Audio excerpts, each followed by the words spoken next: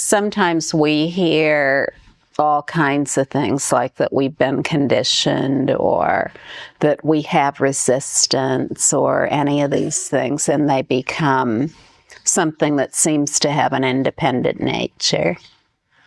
And so it's important, if we've been exposed to these points of view, to just, when they come up, resistance, I'm conditioned in some way, to just relax as flawless awareness. And even that perception is timelessly free. It's just like enlightenment and non-enlightenment, freedom and bondage. They're both timelessly free. And neither have ever had an independent existence. Where would the one be to resist? So these are just applying one perception to another perception, or where would the one be to be conditioned? Once we take up that weapon against ourselves of thinking that we are somebody who's flawed or conditioned or whatever it might be, then it's very difficult to get out of that. And a lot of times, this is just the way we're raised. We learn to look at ourselves in this way, that there's something wrong with me and I need to be fixed. And so we have people who say things to us like, you're arrogant or resistant or intellectually overwrought or whatever it may be, or too emotional, or, all these things, whatever they are. You're conditioned. What are some other things? You have an ego and it needs to be smashed or annihilated. Yikes. So then we carry those things around like a heavy load. It's a very heavy load, and it's very de-energizing. And so then when we hear about something like the timeless freedom of the mind, we think, oh, this is great. I really want this.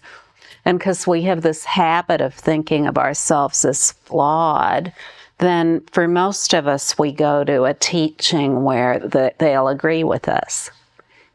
They'll say, yeah, you are flawed. You do need to be fixed up. You really need to be deflawed. You need to be deconditioned. And so then we get into that whole thing, but that's just really more conditioning. The simple approach is to maintain flawless awareness in all circumstances without needing to contrive any circumstances whatsoever. And even if you are sitting in meditation or whatever you're doing in your life, to know that nothing needs to be changed about that. It's just that if you are meditating, allow all perceptions, whatever they are, all appearances, to be completely uncontrived, unrestrained, unrestricted.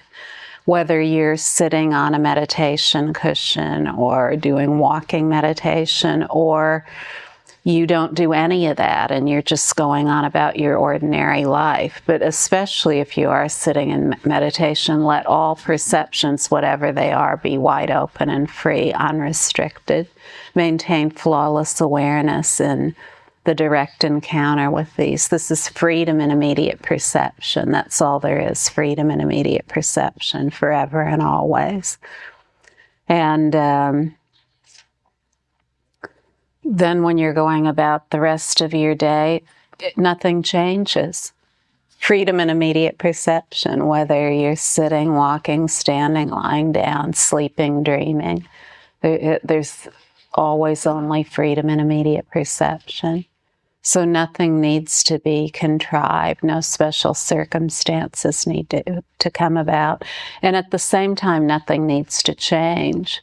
So if you enjoy mantra repetition, chanting, meditating, or if you enjoy writing code 24 hours a day or hacking the internet or whatever it is, maintain flawless awareness, whatever the appearances are. They're equally meditative, so to speak, whatever they are. They're all completely wide open and free. So nothing needs to change, and there's no need to force yourself to change whatever you're up to. Just know that there are no causes leading to results. There are no causes leading to results. There are no causes leading to results. In maintaining flawless awareness, all is seen as flawless awareness. It's as simple as that. And so mantra repetition, chanting, meditation isn't leading anywhere. It isn't leading anywhere at all. And neither is writing code or hacking the internet or anything else. That's not leading anywhere either. The only freedom there is the freedom and immediate perception of whatever the complete and identical experience of every moment is. There isn't any other freedom. Remember